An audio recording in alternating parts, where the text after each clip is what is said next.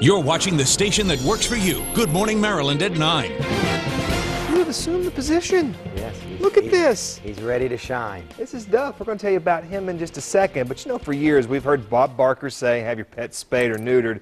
Now is the time of year to really do it. And he wasn't kidding. Dr. John Fioramonte is in for Pets and Vets. We're going to be talking about this coming up in just a second. But we also have your phone calls. We have Sheila on the phone right now. Dr. Fioramonte, she has a question for you. Sure. Sheila? Yes, my name's Sheila. I have a cat. Her name's Fluffy. And we got a couple of scratching pulls, and she won't scratch on them. I was wondering why. So she's scratching on your furniture? Yes. Okay.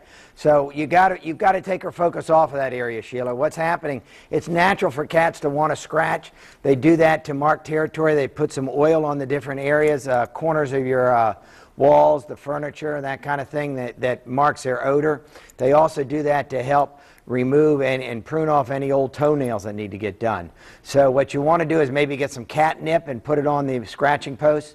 You probably want to change the texture of the scratching posts. If the scratching posts are made out of rope, then you want to put some cloth material on them. If they're made out of cloth material, maybe get some burlap material that will shred a little bit easier. You also want to make your sofa and your other furniture unappetizing for the cat to scratch on. So maybe put some aluminum foil around those areas for about 2 or 3 weeks and see if that will make the cat focus on a different area. So try the catnip.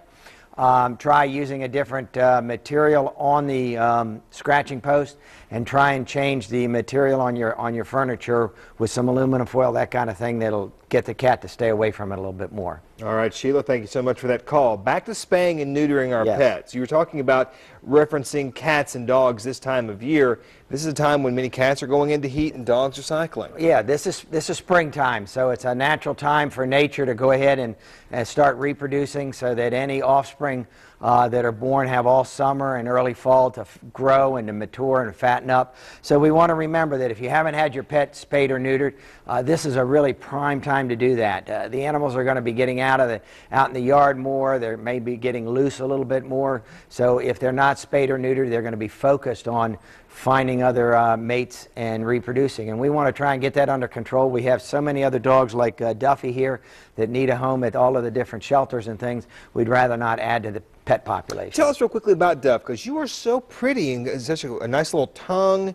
This is a mixed dog as well. This is a mixed pug and beagle. He's about 3 years old. He's over at the Maryland SPCA, and hopefully we'll be able to get him home sometime this week. A lot of people may be asking, Doctor, when it comes time to spay and neuter your pets, they're concerned about how their personality may change, Sure. the disposition may change, and weight gain or loss. Right. These are all things owners worry about. And they're all real worries, okay? When we do neuter a pet, sometimes they'll have a tendency to gain weight because their metabolic rate changes. So you have to remember that once you neuter an animal, we usually neuter them at about 5 to 7 months of age, and that's usually a time when they're moving from puppyhood to adulthood. So they usually need to start eating less anyway.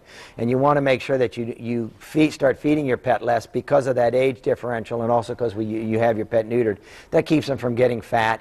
It usually doesn't change their personality. If they're going to be nice and friendly and happy dogs, they're always going to, and cats, they're always going to be that way.